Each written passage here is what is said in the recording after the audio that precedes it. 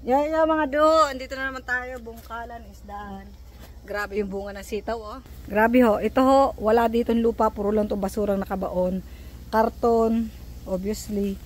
Mga ganyan, yung mga tissue, yung mga sa ano mo, bathroom, tsaka yung ayun oh, puro basura ho to. Wala dito lupa sa ano, sa lugar ko. Puro lang dito buhangin. Kita nyo yung mga isda. Ito na oh. So hindi siya magkasya masyado. Sabi ko kung di isdaan, bungkalan. Like that.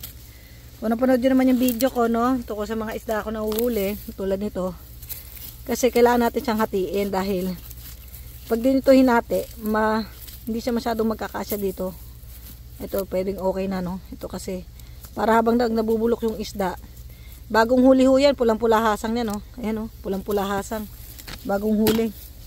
As in, kanina nga nagsasalita pa yan eh. Ngayon hindi na siya nagsasalita. Ito yung iba nating isda na huli. Ayan o.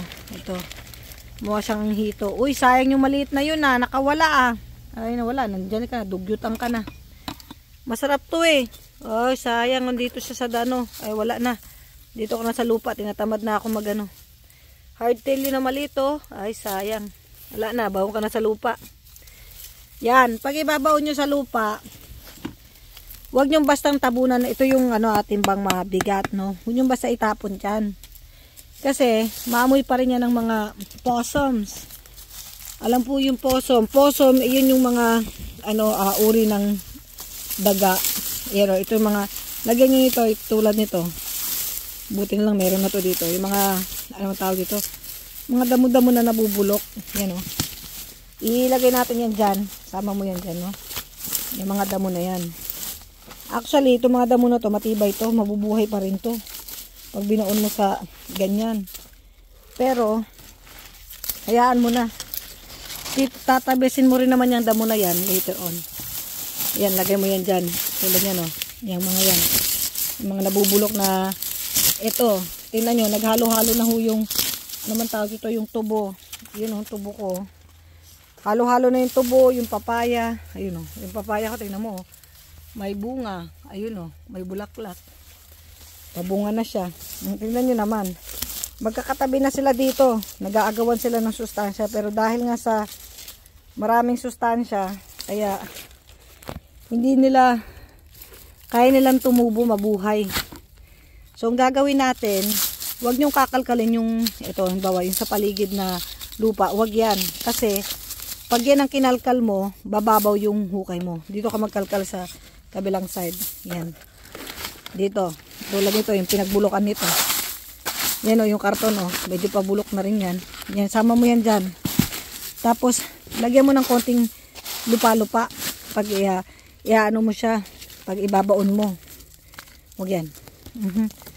Kasi, pag hindi mo nilagyan ng lupa to, mangyayari, makakalkal siya ng mga ano, mas maganda may lupa kasi para mas mabilis siyang matunaw ba.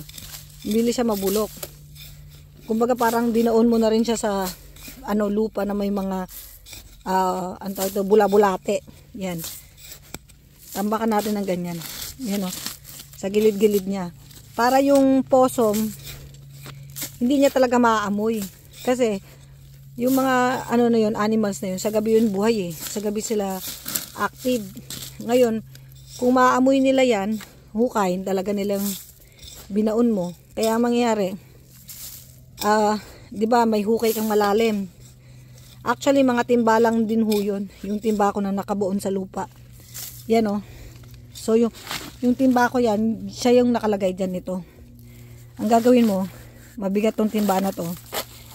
Ibalik lang natin tong timba dito sa original niyang hukay. Sana siya. Yun. Oho.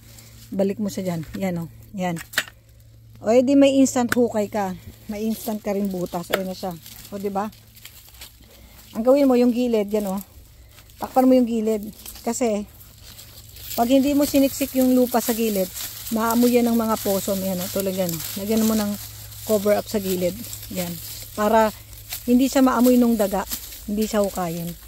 Pag ganyan ang style mo, maniwala ka sa akin. Wala pa akong timba dito na hukay ng possum. or ng daga or kung ano man. Kasi maraming ganito dito sa ibang bansa eh. Yung mga animals nila sa gabi. So kung ganito ang gagawin mo, sigurado hindi yan mauhukay ng daga. O, diba? Instant pataba sa lupa. Saan ka pa?